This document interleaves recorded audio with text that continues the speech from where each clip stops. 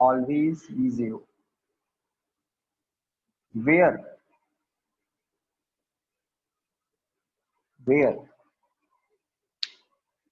है ना।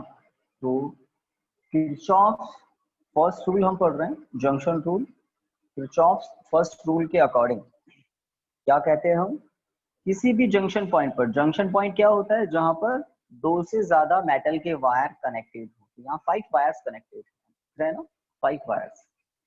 तो किसी जंक्शन पॉइंट पर इलेक्ट्रिक करंट्स का एल्जेब्रिक सम 0 होता है, ऐसा बताया था किरचॉफ ने।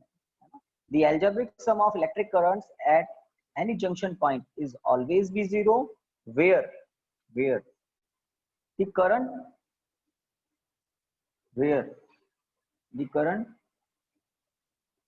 flowing towards the junction, where the current flowing towards the junction taken as positive, and the current flowing away from the junction, and the current flowing away from the junction taken as negative.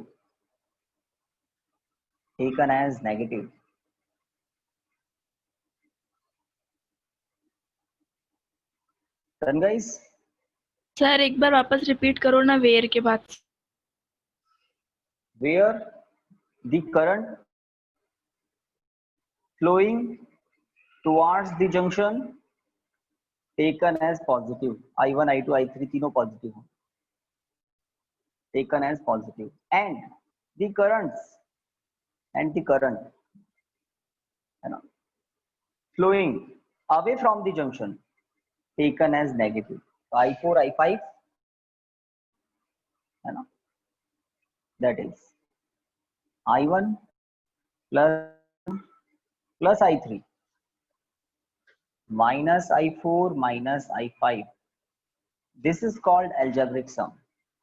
और Kirchhoff ने क्या कहा था, ये algebraic sum किसके equal होता है, 0 के इक्वल होता है। algebraic sum of currents, तो algebra में प्लस माइनस चलता है, तो आने वाले करंट्स को पॉजिटिव कहा और जाने वाले करंट्स को नेगेटिव कहा किरचॉफ ने, और इनका सम 0 होता है। किरचॉफ का ये जो फर्स्ट रूल है, जंक्शन रूल भी इसको कहते हैं, क्योंकि ये जंक्शन पर ही अप्लाई किया जा सकता है। फर्स्ट रूल कहाँ पर अप्लाई किया जा सकता है, ओनली किसी जंक्शन पर। जंक्शन क्या होता है, जहां पर 3 और मोर देन 3 वायर्स कनेक्टेड हो। ठीक है, ओके। तो इसको ऐसा भी कह सकते हैं आप, I1 plus I2 plus I3 equal I4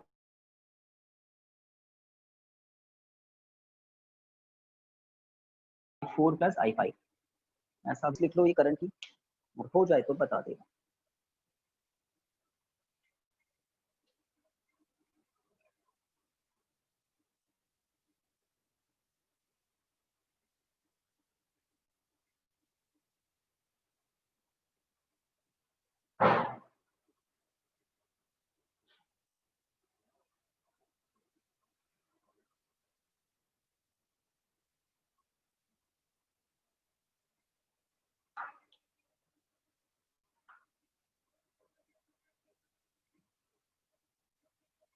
तो कर लिया, नेक्स्ट हेडिंग लिख सकते हैं किरचॉफ्स सेकंड रूल।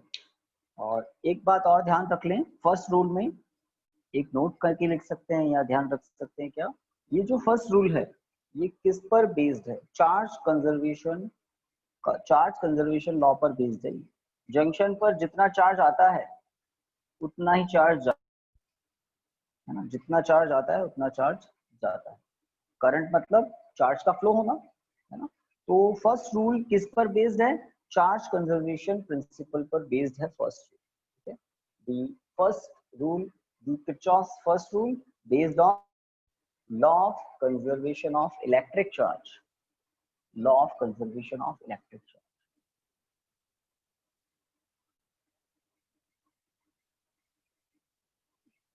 ओके, अब हम सेकंड रूल पर आ गए, किरचॉफ्स रूल। तो देखिए, according to Kirchhoff's second rule, according to Kirchhoff's second rule,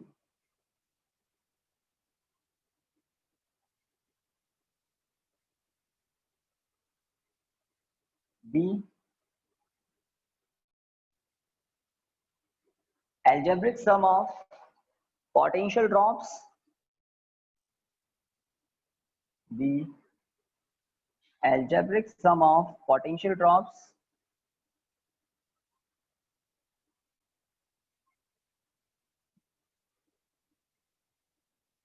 in a loop.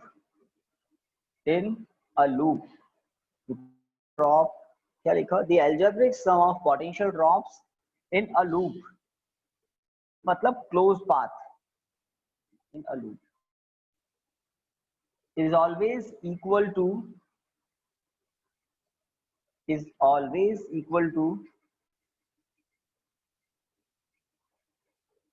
algebraic sum of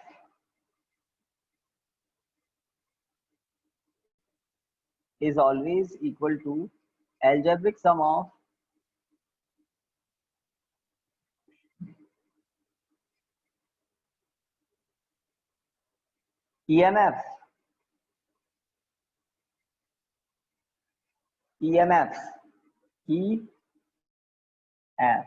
EMFs in the loop. EMFs in the loop. Electromotive force बोलते हैं in the loop. Sir EMF इनके बाद क्या है? वापस पूरा सुन लो. According to Kirchhoff's loop rule, the algebraic sum of potential drops is always equal to algebraic sum of EMFs in the loop is always equal to algebraic sum of EMFs in the loop.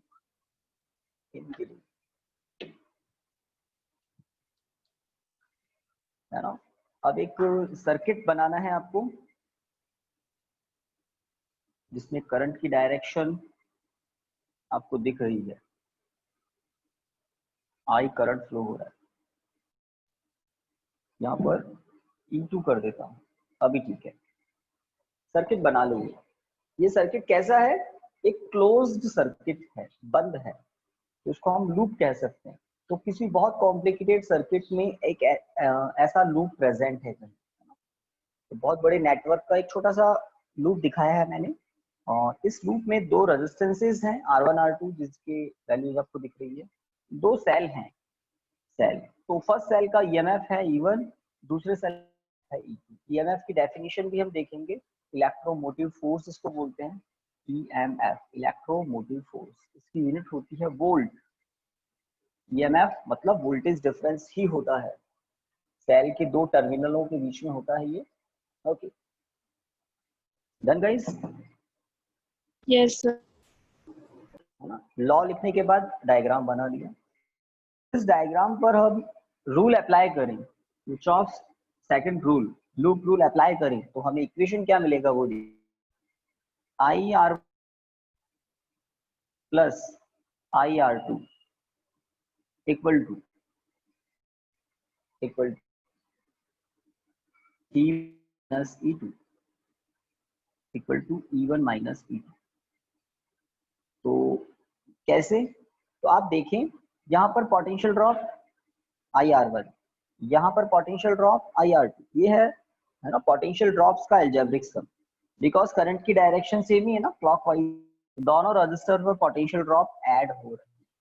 कुछ complicated circuit होते हैं जिनमें current की direction है ना, वो circuit जब आएंगे तभी पता लगेगा. तो is the algebraic sum of potential. अब राइट साइड में EMF का अलजेब्रिक सम. तो आप देखें कि ये दोनों सेल एक दूसरे को अपोज कर रहे हैं. सेल जो है ये एक दूसरे कर रहे हैं या अपोज कर रहे हैं? ये आवाज. E1 EMF का सेल, E2 EMF का सेल एक दूसरे का अपोज कर रहे हैं. सपोर्ट कैसे करते हैं? अगर E2 सेल की पॉलरिटी कुछ इस तरह से होती, आप ये सपोर्ट करते, करंट की डायरेक्शन आप कहां से कहां लेते हैं? पॉजिटिव से नेगेटिव की तरफ.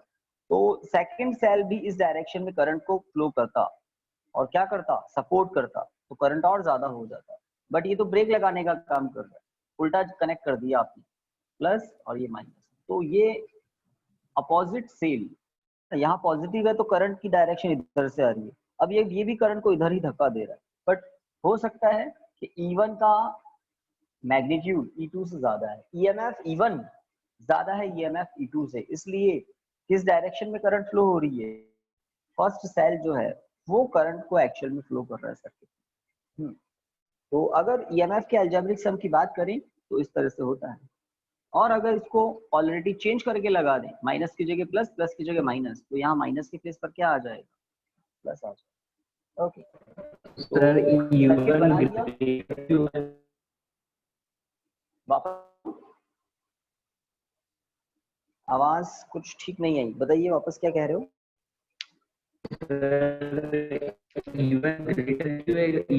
कंपैरिजन में आपके वहाँ नेटवर्क की बड़ी प्रॉब्लम थी, कुछ समझ में नहीं आ रहा क्या बोल रहे। E1 E2 सुनाई दे रहा था, मैंने कहा E1 is greater than E2 assume किया है, तभी हमने करंट की डायरेक्शन क्या दिखाई है, अकॉर्डिंग टू दी फर्स्ट, है ना।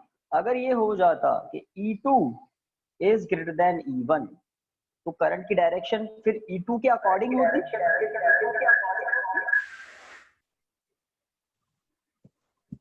डायरेक्शन E2 के अकॉर्डिंग होती, तब इक्वेशन क्या होता, तब इक्वेशन होता, भाई थोड़ा सा ध्यान दे लो, E माइनस E1 ऐसे। तो अगर E2 is greater than E1 होता तो मैं इक्वेशन ऐसे लिखता, और E1 इज ग्रेटर देन ऐसे, तो लूप रूल को तब समझ पाएंगे जब बहुत सारे क्वेश्चन आप करेंगे। तो अभी लूप रूल को रिवाइज कर ले, कैसे,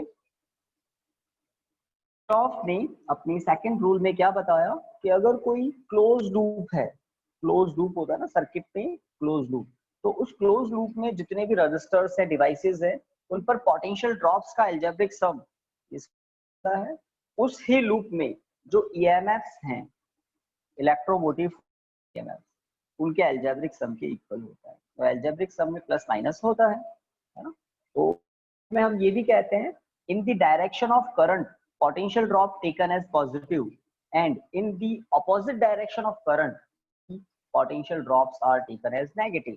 नोट करके जरूर लिख लें, न्यूमेरिकल्स में काम आएगी ये बात, बहुत काम आएगी, लिखिए। in the direction of current, in the direction of current potential drops taken as positive, potential drops taken as positive, potential taken as positive, हो गया यहाँ तक। Yes, sir. Potential drop taken as positive. Here, whereas in the opposite direction of current, potential drops taken as negative. Potential drops taken as negative. ये video कुछ गड़बड़ हो गया क्या? डायरेक्शन के बाद potential drops taken as negative, whereas in the opposite direction of current, potential drops as negative. Sir blurry आ रहा है, कोई कुछ कह रहा है? तो वीडियो ब्लर आ रहा है।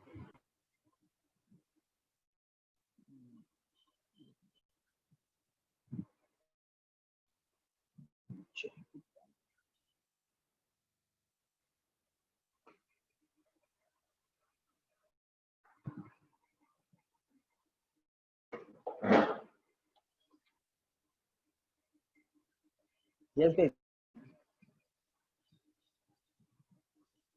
कुछ फर्क पड़ा क्या? No sir.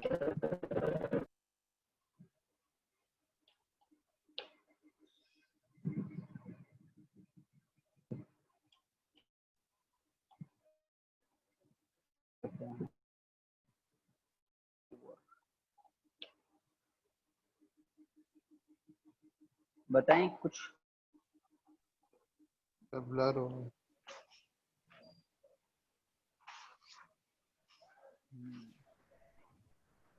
काम करते हैं, कुछ मोमेंट के लिए आप वेट करो, क्लास में ही रहना है ना।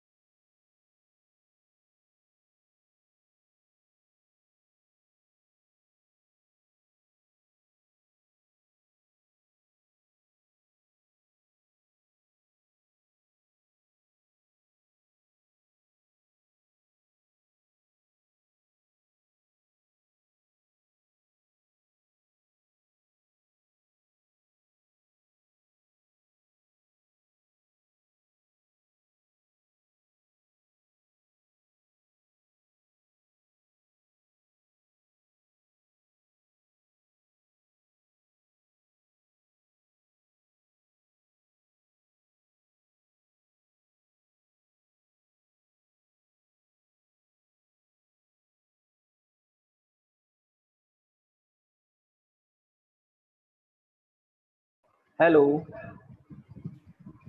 भाई बताएं, आईडी चेंज की है, कुछ फर्क पड़ा क्या? Yes sir. Yes sir, clear. Clear है ना? तो Yes. यहाँ पर इकोसिस्टम चेंज, चलिए मुझे ठीक क्यों नहीं लग रहा है, बताइए आप लोगों को ठीक आ रहा है क्या? Yes Yes, sir. sir. है ना? Clear. तो इक्वेशन सॉल्व करते हैं।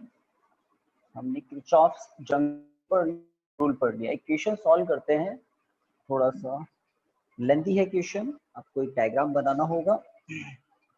ओके, तो अगर आपसे कहें, है ना, ये डायग्राम अभी जो बना रहा हूँ, आपसे ऐसे कुछ क्वेश्चन दे दें कि बताओ इफेक्टिव रेजिस्टेंस कितना होगा, कितना होगा, है ना, जबकि ये है 10 ओम, ये है 10 ओम, ये है 8 ओम। बताओ इफेक्टिव रेजिस्टेंस कितना होगा, ए बी के बीच में इफेक्टिव रेजिस्टेंस कितना होगा? कोई डायग्राम नहीं, बता दें आप इसका आंसर।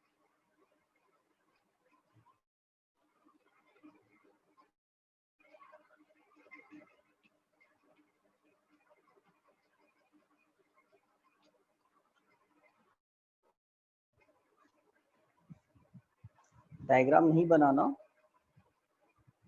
इफेक्टिव रेजिस्टेंस कितना होगा सर्किट का?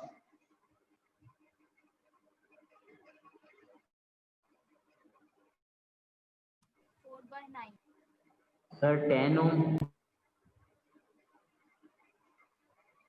देखो भाई, कौन की वैल्यू आ रही है 9/80, R equal to, yes sir.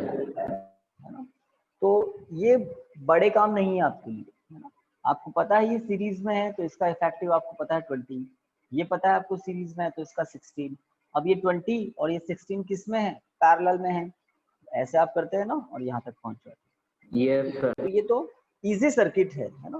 अब कॉम्प्लिकेटेड सर्किट हो तब आप किरचॉफ्स रूल्स यूज लेकर क्वेश्चन कंप्लीट कर सकते हैं।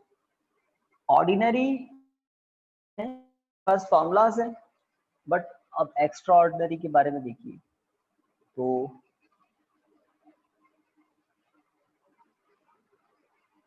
एक क्यूब बनाते हैं, है ना, और क्यूब की आपको पता है ना कितनी साइड होती है? कितनी साइड होती है क्यूब की? किसी को भी नहीं पता। क्यूब कितनी साइड होती है? सर वॉइस क्लियर नहीं आ रही है। वॉइस क्लियर नहीं आ रही है, ऐसा नहीं कहें, इसमें तो क्लियर है वॉइस। वॉइस सर क्लियर है। तो ही होनी चाहिए। यस, तो किसी को नहीं पता क्यूब कितनी साइड्स होती है, क्यूब या क्यूबाइड में? ये सर इक्वल 12 साइड्स होती है। है ना, कह सकते हैं, कुछ लोग उसको एज भी कहते हैं, एजेस। 12 एजेस होती है ना क्यूब या क्यूबाइड में। तो मैं क्यूबाइड बना रहा हूँ और जिसकी हर एज पर रजिस्टर है, हर एज पर रजिस्टर है। 12 रजिस्टर्स दिखाते हैं, नेमिंग करते हैं। चलो नेमिंग करते हैं। ए, बी, सी, डी, ई, एफ, जी, एच।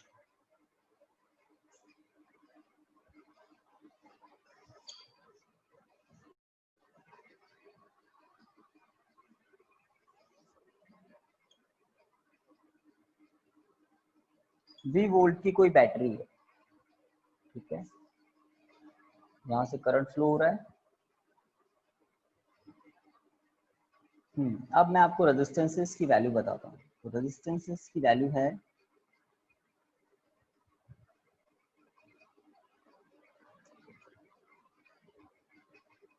6 ओम, 6 ओम।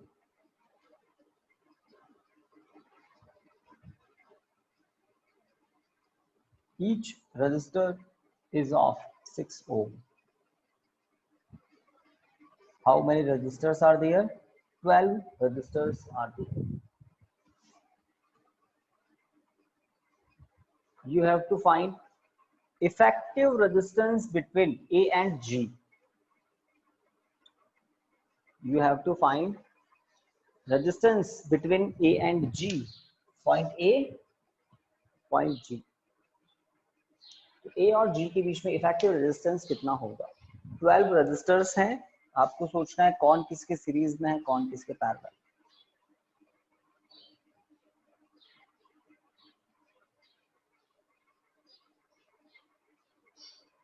तो टेक्स्ट बुक का क्वेश्चन है ये, है ना, आरबीएससी में तो टेक्स्ट बुक में मिल जाएगा ये क्वेश्चन।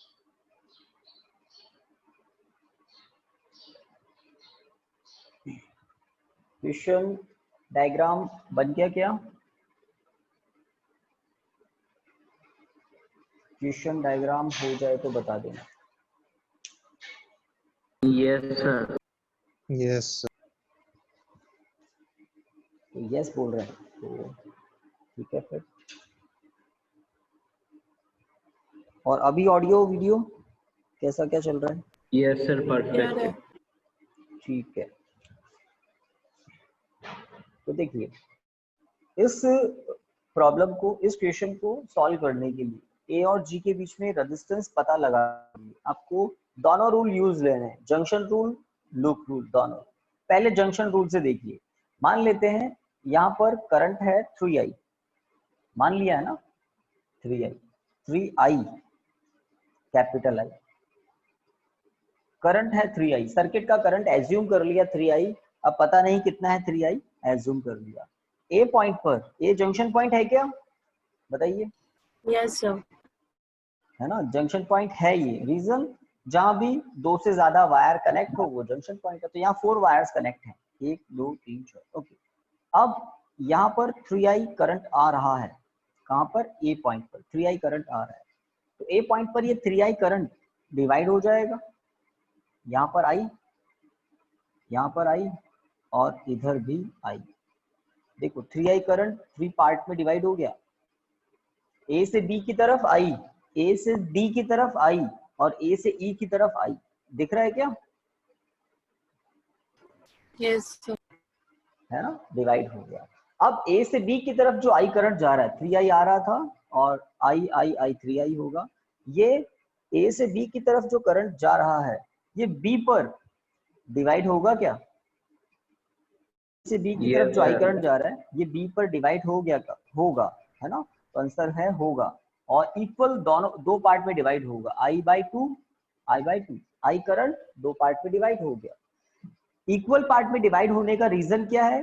हर ब्रांच में रजिस्टर सेम है, 6 ओम 6 ओम, इसलिए करंट इक्वली डिवाइड हो रहा है। चलिए अब ए से डी की तरफ जो आई करंट जा रहा है, ए से डी की तरफ जो आई करंट जा रहा है, डी जंक्शन पॉइंट पर ये भी डिवाइड हो जाएगा, डी से सी की तरफ I/2 और डी से एच की तरफ भी I/2। फाइनली ए से ई की तरफ जो आई करंट जा रहा है वो ई पॉइंट पर डिवाइड होगा दो पार्ट में, एक इधर I/2 ए से एच, ई से एच की तरफ, और ई से एफ की तरफ ये I/2। हो गए करंट डिवाइड। अब आगे देखते हैं, एफ जंक्शन पॉइंट दिख रहा है सभी को, है अपनी इधर फोकस करें, एफ जंक्शन पॉइंट दिख रहा है। एफ जंक्शन पॉइंट पर दो करंट आ रहे हैं, कौन से कौन से?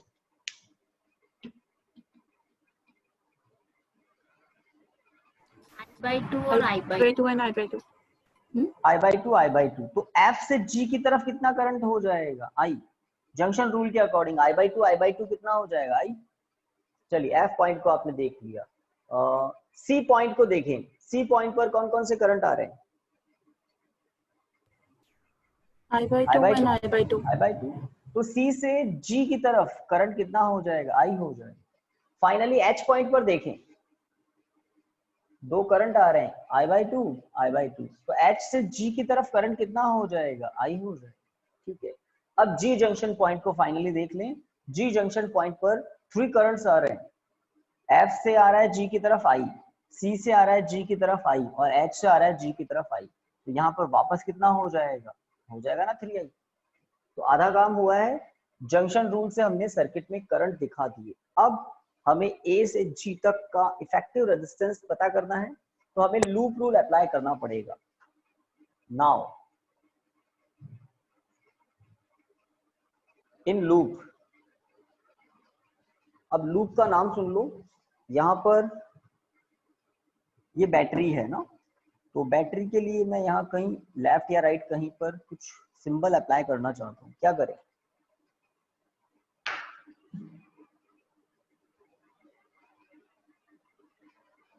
चलिए V वोल्ट की बैटरी है ना, ये एक इलेक्ट्रिक सोर्स है, इसके लिए कुछ सिंबल EB कर देते हैं, इलेक्ट्रिक बैटरी, क्योंकि हमें नेमिंग करनी पड़ेगी ना इसकी। तो देखिए EB इलेक्ट्रिक बैटरी है। अब इस इलेक्ट्रिक बैटरी को इंक्लूड करते हुए एक लूप मैं दिखा रहा हूं यहाँ पर, देखिए A B C G, A B C G, EB A।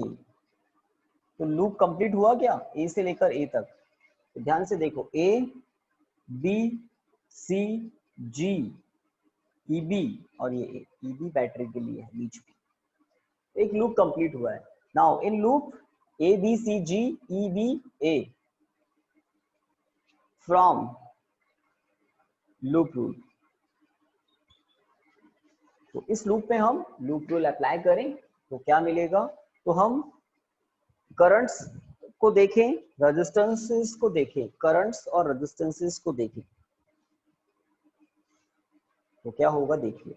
सबसे पहले A और B के बीच में पोटेंशियल ड्रॉप कितना है? 6i। भाई V इक्वल टू IR होता है ना पोटेंशियल ड्रॉप, तो I इंटू आर या R इंटू आई, कुछ भी कहें, ये होता है पोटेंशियल ड्रॉप। ठीक है, तो R इंटू आई किया मैंने पोटेंशियल ड्रॉप। अब B से C के बीच में पोटेंशियल ड्रॉप कितना है? 6 इंटू I/2, 3i हो जाएगा। ठीक है, C से G के बीच में पोटेंशियल ड्रॉप कितना है? 6 इंटू आई इक्वल टू क्या है? V, बैटरी का वन एंड ओनली पोटेंशियल, जिसको हम EMF भी बोल सकते हैं। ठीक है, अब इस इक्वेशन को थोड़ा सिंप्लीफाई करें तो कितना हो जाएगा? 6i 3i 6i, how many i? 15। Yes, I sir. Equal to V, equation 1, 15i equal to V। बना लिया equation, 15i equal to V। तो हो गया हो तो बताइए। Yes, sir, done. अच्छा, आर क्या पता करना है, एजी। Yes, sir. Let RAG be the effective resistance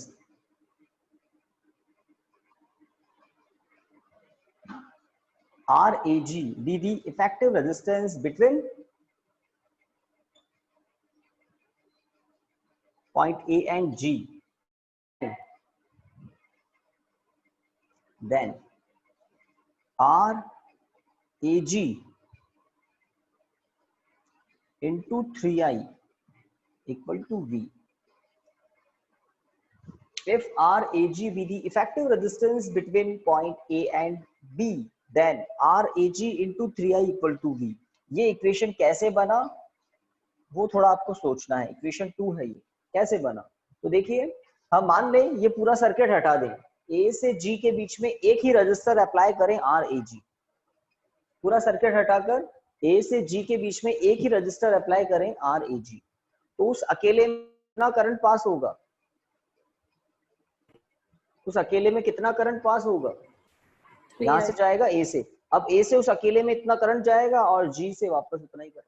तो A से G के बीच में वो जो अकेला रजिस्टर होगा जिसको हम कह रहे हैं RAG, उस पर पोटेंशियल ड्रॉप कितना होगा? रेजिस्टेंस इनटू करंट, है ना? तो this is called effective resistance. RAG अगर इफेक्टिव रेजिस्टेंस है तो सर्किट में करंट उतना ही रहेगा, तो उस अकेले रेजिस्टेंस में उतना ही करंट आएगा। ठीक है, इक्वेशन 1 से और 2 से आपको आंसर मिल जाएगा guys. From equation 1 and 2, from equation 1 and 2, RAG into 3I equal to 15I. So RAG equal to 5 ohm. 5 ohm. This is the answer. 5 ohm. A से G के बीच में इफेक्टिव रेजिस्टेंस पता लगा दिया हमने, 5 ओम। आप ध्यान रखें, अगर 6 ओम के प्लेस पर मैं कह देता R, 6 ओम को मैं क्या कह देता R, तो आपका RAG कितना आता? 5R/6। अगर इस स्मॉल r के प्लेस पर, है ना, एक फॉर्मूला ही बता दिया मैंने आपको। अगर हर ब्रांच में रेजिस्टेंस कितना होता? R ओम, तो आपका A से G के बीच में इफेक्टिव रेजिस्टेंस कितना आता? 5R/6। बट मैंने आपको R की वैल्यू 6 बता दी, तो 6/6 1 हो जाएगा, तो आंसर कितना आएगा? 5। ठीक है स्टूडेंट्स? Yes, sir. तो किरचॉफ्स जंक्शन रूल यूज लेकर हमने क्या किया? जंक्शन रूल यूज लेकर हमने तो ब्रांचेस में करंट पता कर लिए, करंट क्या क्या होंगे। फिर लूप रूल अप्लाई करने के लिए एक लूप सेलेक्ट किया, और वो लूप मैंने ये लिया। बहुत सारे चॉइसेस हैं आपके पास, A, B, C, G, और ये बैटरी से होते हुए वापस A। आप दूसरा लूप ले सकते हैं, like A, E, H, G, E, B, A, ये भी लूप ले सकते हैं। A, E, H, G, ये भी लूप ले सकते हैं। बट आप पाएंगे इक्वेशन ये का यही मिलेगा, कोई चेंज नहीं आएगा, इक्वेशन सेम इक्वेशन आपको मिलेगा। करके देख लो, A से E के बीच में ये आएगा ना पोटेंशियल ड्रॉप, और E से H के बीच में ये आएगा, H से G के बीच में ये आएगा, और फाइनली आउटसाइड में जो सर्किट है उसका पोटेंशियल कितना है? V है। और ले सकते हैं आप A, D, C, G, और ले सकते हैं आप A, D, H, G, कोई भी लें आप, आपके पास घूम फिर के यही इक्वेशन आएगा, है ना। बहुत सारे आपके पास ऑप्शन होते हैं लूप सेलेक्ट करने के, बट सोर्स को इंक्लूड कर लेते हैं। ऐसा नहीं कि अंदर ही कोई लूप घुमा दिया आपने, A, B, C, D ये घुमा दिया, नहीं, सोर्स को इंक्लूड करना पड़ता है, बस वही लूप लेते हैं। ठीक है, तो आज की क्लास को स्टॉप करते हैं यहाँ। सेल और उनकी कॉम्बिनेशन हम कल पढ़ेंगे। ठीक है, thank you students, good day. Thank you, sir. Good day, sir.